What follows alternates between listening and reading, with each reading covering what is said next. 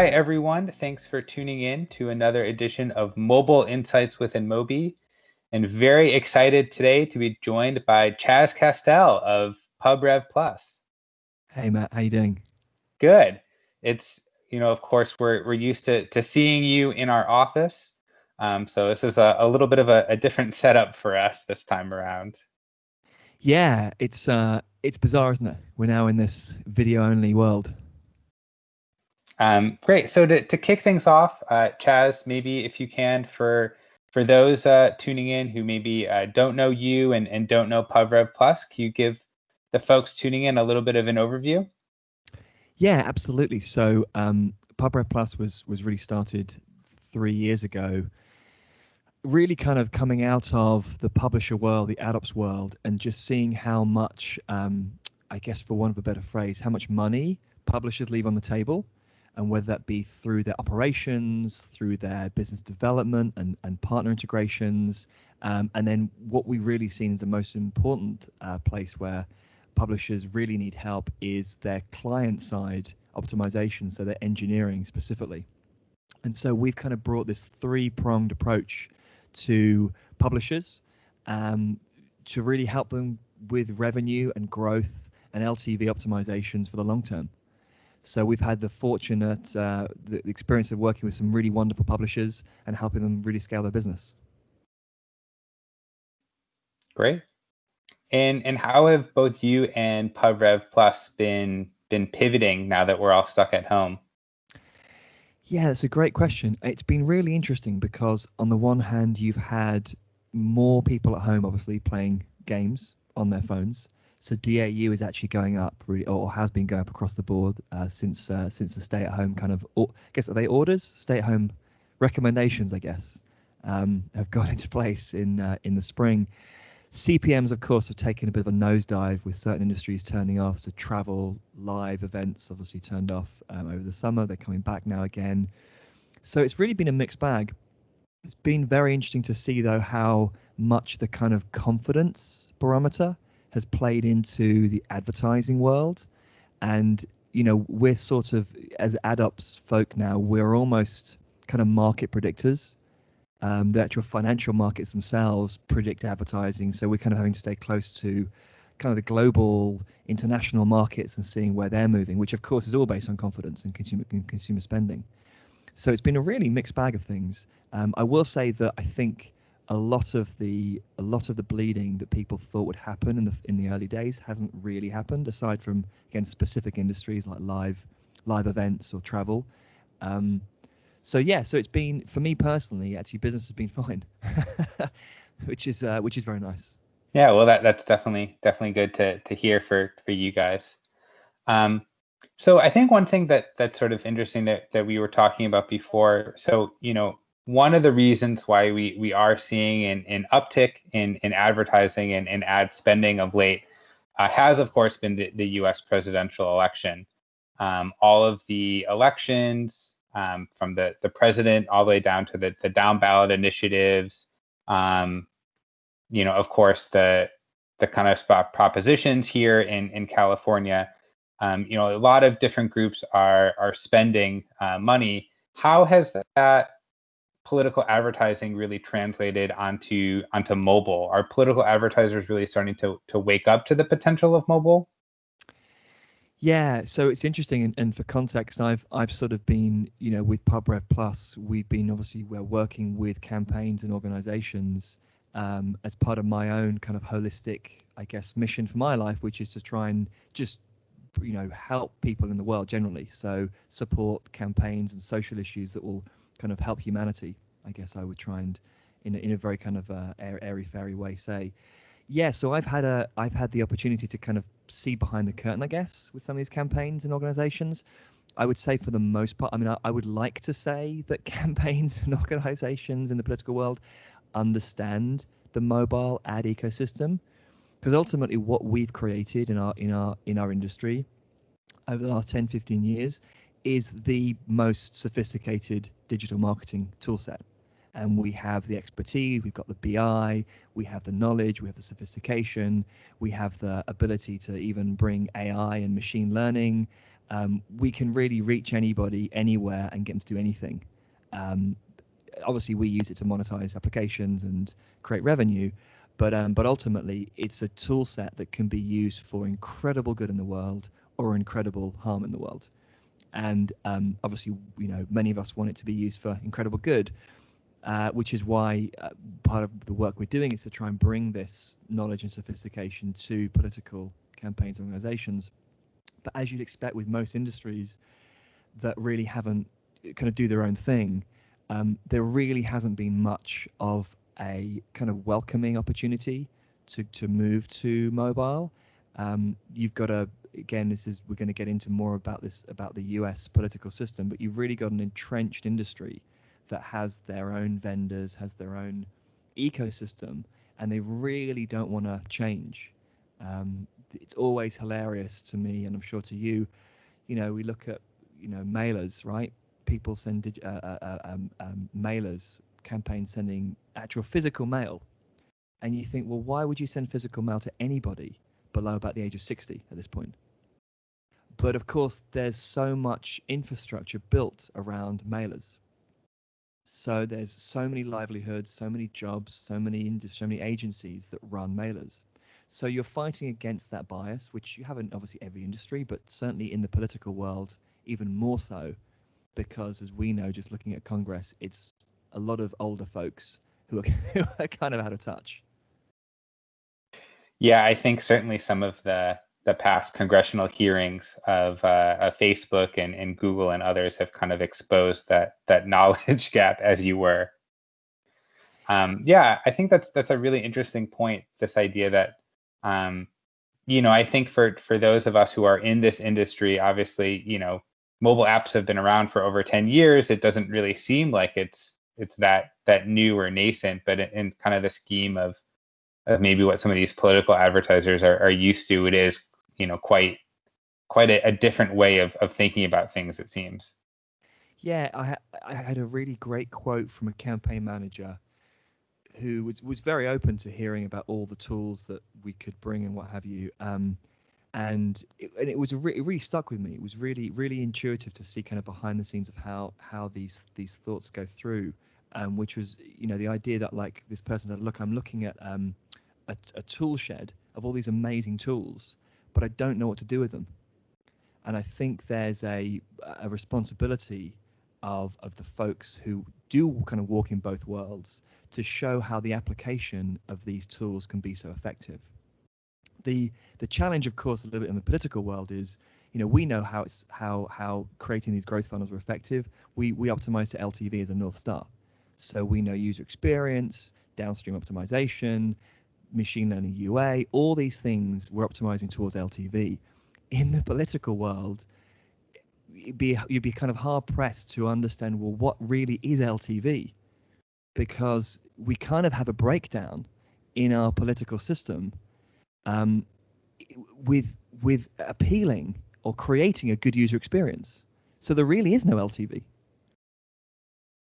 So that's always a fascinating. When you kind of put on both hats. That's a really fascinating challenge. Yeah, that's a really interesting point. I think, as marketers, we're kind of used to seeing the long game, as it were, right? Like, you don't want someone to just download your app, let's say, and then that's it. You want to see, are they using it? Are they engaged? Do they still have the app on device 7, 14, 30 days afterward? I think it's just and the way the political system is, right? Like, it's just a totally different way for us to think. So I think that's really good advice for all of us, really, in the mobile advertising ecosystem, to think about. Yes, we have all these great tools, but how do they impact people running a very different type of campaign than what we're used to? Yeah, and it's almost like, and we'll get to this in a second, but it's almost like there's a social realignment.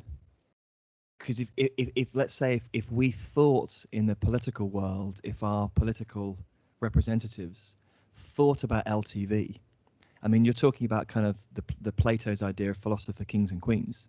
Okay, what's the LTV of a country? What's the long-term benefit of education? Well, we all know that, But if you're running a campaign and you're a startup and you're trying to just get money, essentially everyone on your email list is a transaction.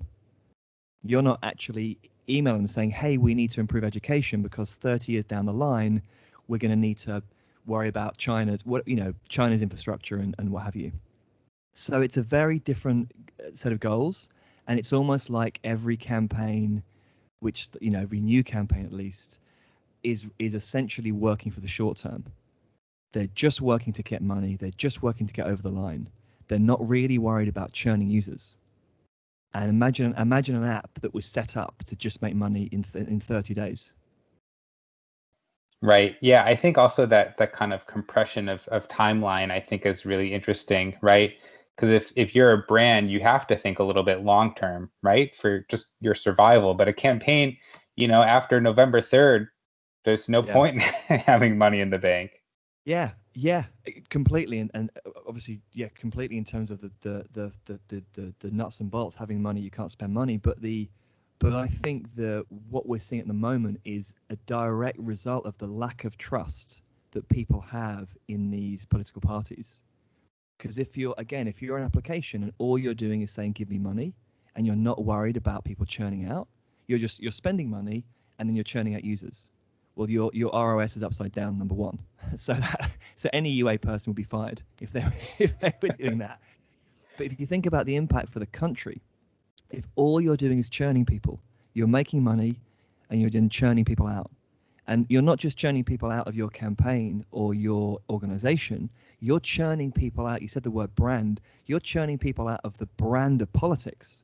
So the idea of politics, I'm sure if you were to go and take a random sample and say, what does politics mean to you? Positive, negative. My guess is probably more negative, right? I mean, Oh, absolutely. Yeah, and that's not by accident.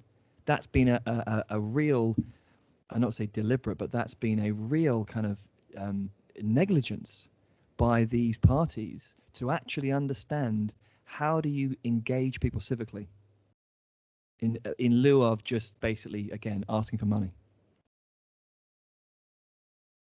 I guess maybe a question for you, for those of us who are involved in political advertising to some extent, do you think that we have a role in kind of helping, do you think it's part of our purpose to educate political advertisers on some of these more long-term goals and benefits that we've had a chance to hone over the years? Yeah, that's a question that's kind of in a few parts, I guess, because we've got the actual tool set itself, which again can be used for good or evil. I mean, that's the wrong way of saying it, but it can be used for harm or to help people. And without guardrails, look, simplistically, I feel like the last 15 years have shown us that digital marketers can do anything, and that if you have unfettered capitalism without any guardrails, digital marketers will. I mean, what's that Voltaire quote about? If you can essentially get someone to believe absurdity, you can get them to commit atrocity. It's just about changing hearts and minds, and without regulations. I mean, yeah, you mentioned the congressional hearings. I mean, Orrin Hatch saying to Mark Zuckerberg, "How do you make money?" I mean, those are, and obviously he's not everybody. He's just one senator. But there's that level of either lack of preparation, lack of caring, or lack of knowledge about digital marketing. And we are in a we're in a sort of Madonna 2.0. We're in a digital marketing world. That's how we've got here, and we've got somebody now who knows, who's specifically setting up. I coined this phrase the other day that I loved, the division industrial complex. We've always had marketing and news trying to divide us, but now we've got specific companies and specific individuals trying to divide us for their own ends. And they're using this incredibly powerful digital marketing tool set without anybody saying, hey, you really shouldn't be doing that. Yeah, I think it's I think one thing in my mind, I think that will be really interesting to take a look at is, so I think there's been a sense of, you mentioned a lot of political advertisers send mailers, right? And they have yard signs and they do TV ads, but we're already seeing people spend more time, staring at their smartphones, at their tablets, than they are looking at, just like a standard linear television set. Yeah. There's this shift in consumer behavior, and this related shift in what's possible as a result of this movement and eyeballs and digital marketing. And it sort of seems like there's many of us are still trying to catch up to that. And I think that, we're seeing a lot of CCPA just, was passed into law earlier this year. There's an additional privacy law here in California that will be on the ballot.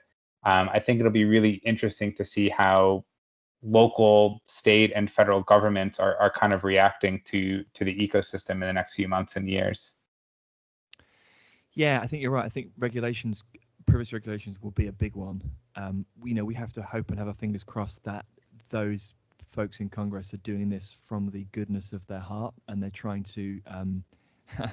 It's difficult again because you've got Congress is made up of a number of wonderful individuals who are there for the right reasons, but probably equally as many individuals who want to line their pockets, and that's really, really sad. And that's, again, you go back to the drivers being, all the various laws around PACs and the no guardrails there. So, yeah, I think privacy. I think we need guardrails as digital marketers. We need those, and we all know engineers who want to build stuff and get it used. Great, but there's no. Then, and this will be the next big thing: is ethics in tech. Is just because you can build something, should you build it, and what's the ramifications? And as companies who are obviously trying to make profit, we're not responsible for asking those questions, and we shouldn't be responsible.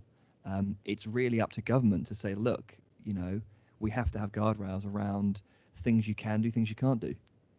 And I just think we've had an abdication of that responsibility, which is amazing to me because we have incredible people who run, the Intelligence Committee and all the various committees that look at this stuff. And I'm amazed the FCC Fairness Doctrine, the Communication Decency Act. I mean, it's amazing to me how we have such weak legislation when these people are so intelligent and they know exactly what's going on. So let me ask you a question. As digital marketers, as people within the mobile advertising space, what do you see as our role and our responsibility when it comes to politics and political advertising? Yeah, and this is the kind of question you asked earlier that I completely didn't answer, so I apologize. Yeah, I think our role, from a social standpoint, I think there are now, many of us in companies across Silicon Valley, across the world, who understand that what has once been political is now kind of, I guess, social appropriateness. I think there are things that are happening, and there are things being normalized that are just not appropriate, no matter who you support or who you believe in. And I think that on an individual level, many of us are having that real kind of uneasy feeling in the pit of our stomach. Thinking, well, what do I do about this? The machinery, the political machinery is kind of corrupt and broken. So I don't really want to get into that whole controversy about, one party or that party, but I know I need to do something. And I think that's happening on the individual level. And I think, obviously, because companies are individuals writ large, it's happening on a company level. So, for example, my old company, Scopely, they just announced over the summer about donating proceeds to Black Lives Matter, which is fantastic, phenomenal. PubNative is running inventory around kind of COVID awareness and health awareness, which is wonderful. MoPub has a For Good campaign. Actually was just invited to a Unity kind of for humanity conference. So I think companies are kind of stepping up and realizing they have a role. But again, it's kind of sad because government we should have these guardrails in place. We shouldn't be here. And we're seeing the kind of breakdown where companies really have to step up and say these things are wrong, and we have to make overtures for things that we believe are appropriate. Yeah, and I think it's been really interesting from my perspective to see these companies make these kind of changes. I always think to the old Michael Jordan quote, even Republicans buy sneakers.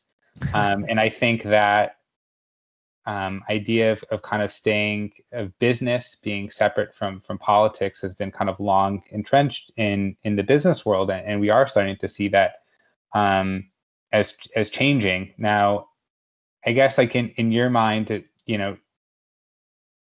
why do you think that's really been the case? And then for companies that are kind of going down that route, how do you, I guess, take a stand without potentially alienating your customers?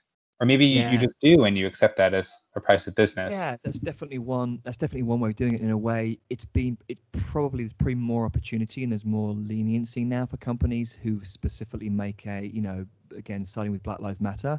It doesn't mean you support a particular party. It just means you're saying Black Lives Matter. We want a world where the color of your skin does not dictate how you're treated by police. That shouldn't be a difficult one to say. Um, but you're right. Certainly, whether you support this organization, that organization, traditionally has been seen as you're telling people, you're broadcasting who you support politically, and I keep coming back to that's the real tragedy, is that we're human beings with kind of pluralistic viewpoints. The idea that we're boxed into these binary choices is completely antithetical to who we are as people. We all want the best for each other, or most of us do. There's probably maybe a small percentage, a very tiny sliver of the percentage of the population of the world who actually want to harm people. Most of us want the best for each other. It's just we have different ways of getting there.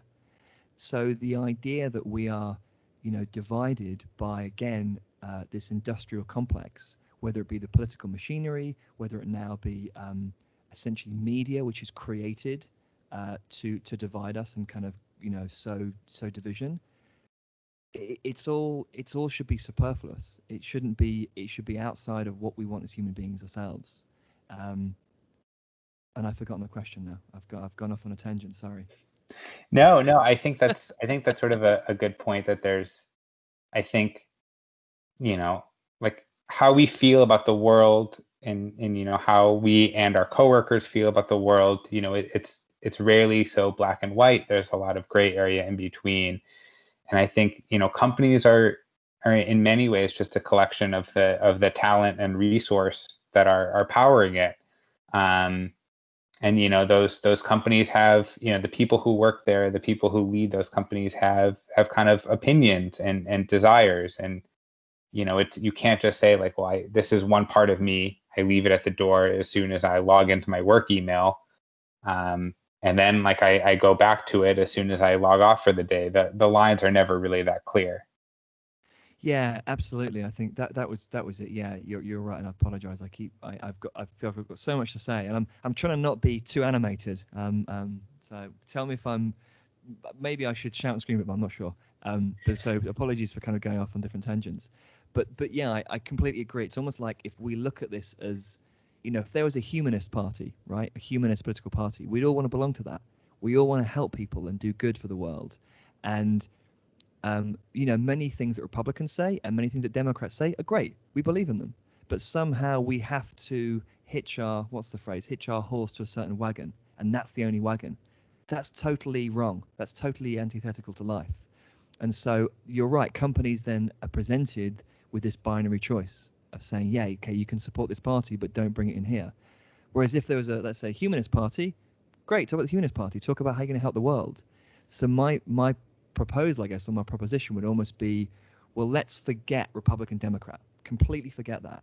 Let's just talk about how we want to help people. And I think that's a mission that everyone can get behind. Definitely a mission I can get behind.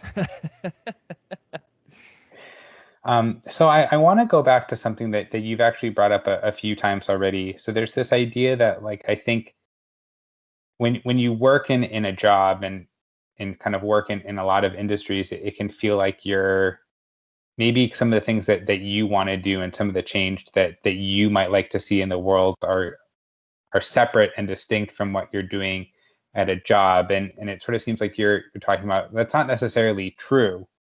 That like your professional skill set can kind of align with the causes that you believe in, and what you want to kind of see differently in the world.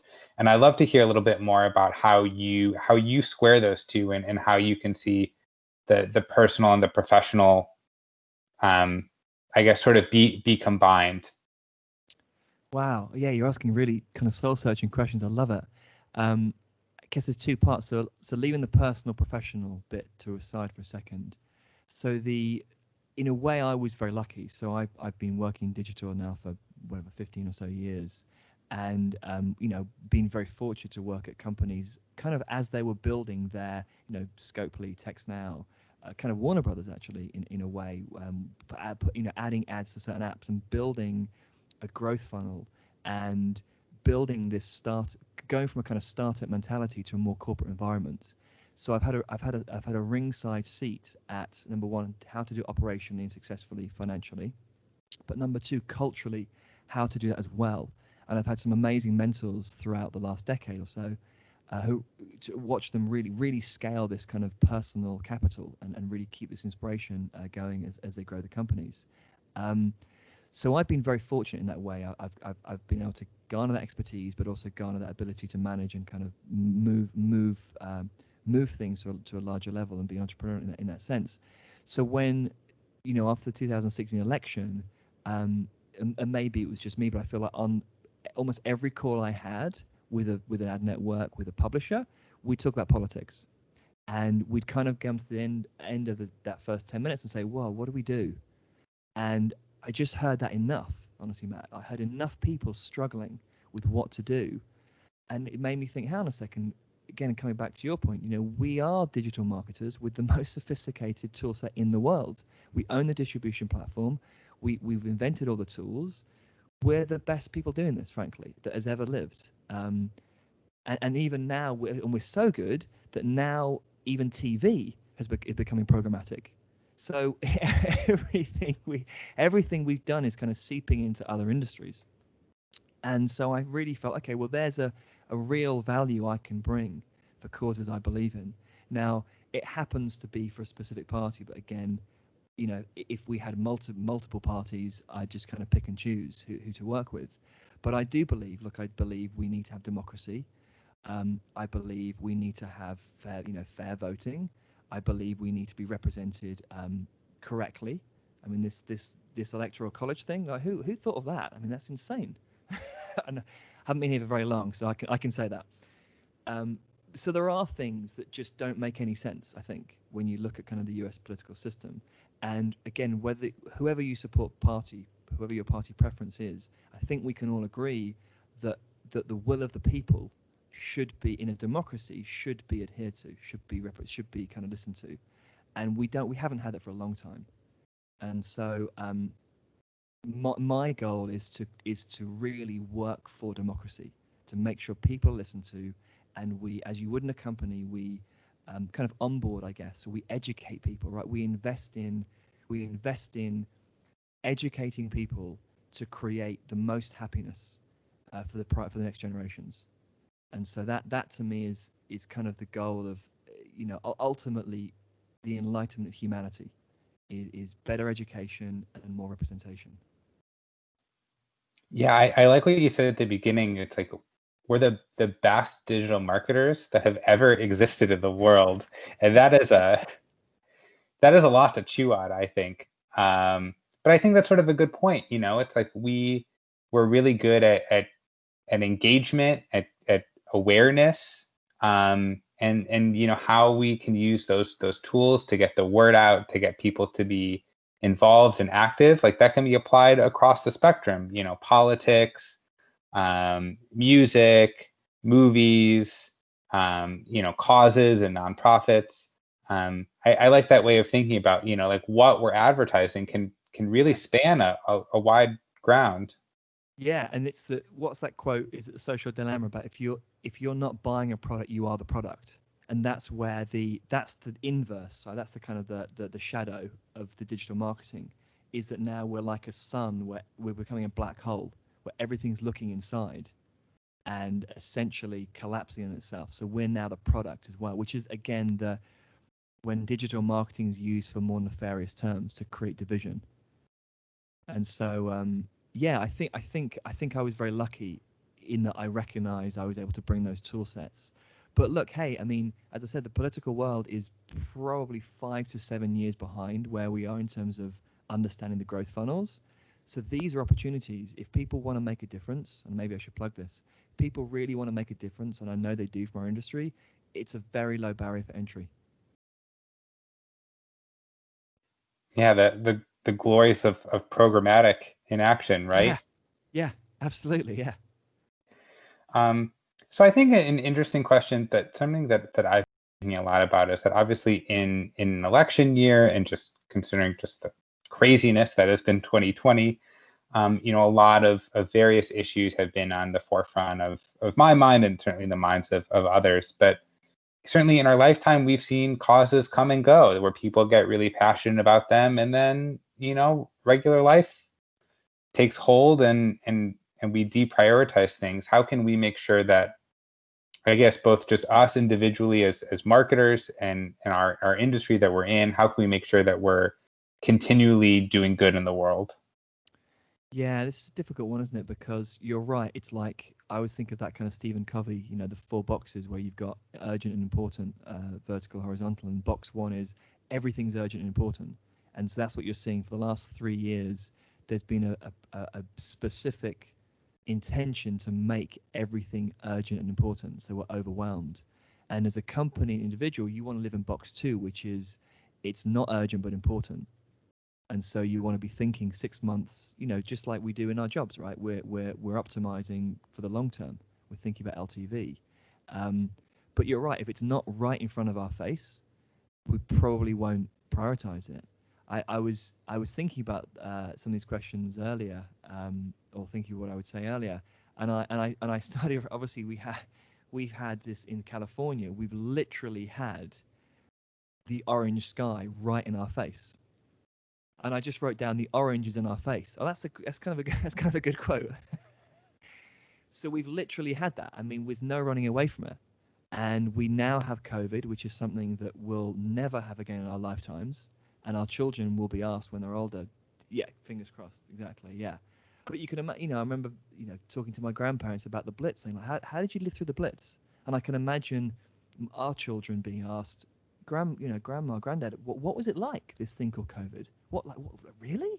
You couldn't go out there to wear masks? Crazy. We've got distance learning, which is, if I excuse my French, it is an absolute something show. It's just insane, completely insane. I don't know how my wife hasn't jumped up a bridge. We've got 3 kids at home at the moment, and it's insanity. And then we couldn't go outside for 2 weeks. So things are now urgent and important. And I think if we can, as digital marketers, if we can think around normalizing the culture that we're going to have to keep being civically engaged. And I think that comes from a few places. I think government should do that. I think there should be like a Ministry of Civics, or some kind of civic focus over the next 10 years to teach civics in school again. And I think we should do that as app publishers and developers. We have the distribution means to do that. And many apps are doing incredible things like teaching financial literacy, literally because the education system's failed us, and we do not teach financial literacy in schools, which is something everyone should have. So we have a direct way to get to consumers, from our industry. So I think creating and normalizing that culture around engagement in civics. And I think it's really exciting to see a number of companies already kind of holding these summits or doing these campaigns that will start to normalize that idea. Yeah, Sorry. No, there's this whole idea that I see published a lot, Forrester and others will talk about the new normal, right? This idea that as a result of COVID, certainly, our habits and patterns have changed, and that, in some respects, one, it's things that were already in place before, right? It's not like Netflix was a brand new service that we all decided to use for no reason in 2020. But that, in some ways, even when hopefully COVID is gone, there's going to be kind of an entrenchment of new habits and new norms. And I think, maybe a lot of this is a result of kind of thinking about the public good, of, thinking about the wider ramifications of our actions. I could easily see being a new normal as well. Yeah, and there are some really interesting things in the government as well, and the sort of public sector, talking about the way that companies' boards are made up, or a green bottom line, or various things. I'd love to see local government tax incentives for certain actions.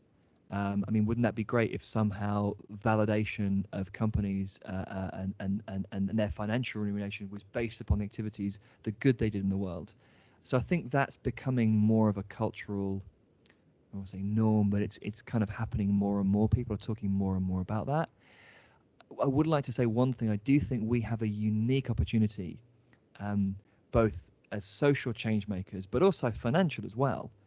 There are organizations out there, whatever happens in November, we're going to have a kind of a propaganda war that's going to continue, and a division war is going to continue. And unless government put guardrails in, it's going to continue for a long time. Through our distribution network, we have a unique opportunity to create and run kind of brand awareness campaigns around, I would say, social appropriateness or social good. I mean, you think about, the large scale, the volume we can run of advertising campaigns. I mean, we can really change hearts and minds. And so there are organizations on the buy side looking at this. We have the distribution network. For publishers, we're the trusted kind of entertainment for folks at the moment. People are at home, they're going to their app, they're playing their casual games, they're reading their news sites, they're going 8-10 minutes per session. We're their trusted source of entertainment at the moment. We can create even better user experience and trust by running these sorts of campaigns. So running campaigns about being nice, wearing a mask, consider other people's feelings. I mean, silly things, but things that no one's saying. And I believe there's actually a unique opportunity for publishers to deepen that relationship with their users. Yeah, if I'm watching Wheel of Fortune on television and I see an ad for, um, a local, like the ASPCA, or like just a public service announcement, like I wouldn't think anything of it. Like I wouldn't feel negatively of the network for running that. And these kind of existing modes exist in other medium, but maybe they're just not quite as prevalent yet within mobile. Yeah, and again, I think it's education. I think there are these campaigns on broadcast. Connected TV now is being looked at by a number of the bigger campaigns organizations, programmatic buying. But yeah, mobile, as we know from direct, right, with brand. I mean, how long has it taken us to kind of convince brands to go to mobile and away from like print? I mean, just insane. So now it's almost like now we're trying to convince political campaigns to move away from print. Hey guys, like print doesn't work. Like we knew that 10 years ago. Yeah, as a former print journalist, so that hurts to hear out loud, but it's very true. And again, it's different, right? In local markets, print does work really well, but I think for kind of mass volume and really brand awareness, I think print doesn't really do the job. Right, right. Yeah, way more people are playing games on their phone or chatting with friends through apps on their phone than they are, watching the evening news. Just mobile connected TV is just where people are spending their times now. Yeah, yeah, absolutely. No, I think it's interesting. I kind of got that idea from a campaign that was talking to me about the trust that users have in apps, and it suddenly dawned on me, oh, of course, like we are now with the kind of the fragmentation of all the audience networks in terms of TV, news networks, we are the kind of the news and the information, and in some ways we are the escape. People aren't, and even more so now with COVID, people aren't going to the movies. Um, we are playing a vital role in people's lives now, and we can use that for incredible good. Yeah, absolutely. Well, Chaz, always great to chat with you. We've covered a lot of territory here today. As we close out, any final thoughts? Yeah, I mean, I would love, I'd really like to, talk to people in this space, in our space, who want to work on these things. I think there's a real financial and kind of social opportunity here. And I think companies writ large are moving more towards this. I think individuals, I'm running a phone bank on Sunday. I've got a number of folks from our world kind of signed up to help me. And I think the key is going to be, we're going to need to heal as a country, and we can play a vital role in healing the country, a vital role. Again, no matter who you support, whether you vote, doesn't matter. But healing is going to be the number one thing we're going to have to do. Otherwise, we just won't make it. And if Yeah. people are interested in getting in touch, your email, if I remember correctly, is chaz@pubrevplus.com, right? Yes, it is, and you're gonna love that. You're gonna love this. I started for my political work. I started a side company. You're gonna like the pun. It's called Optimize the World. Very nice. So it's Chaz, CHAS, at Optimize with a Z, because I'm now in America. OptimizeTheWorld.org. Fantastic. Well, Chaz, as always, great chatting with you. Good luck with remote learning, and until next time. Yeah, thank you.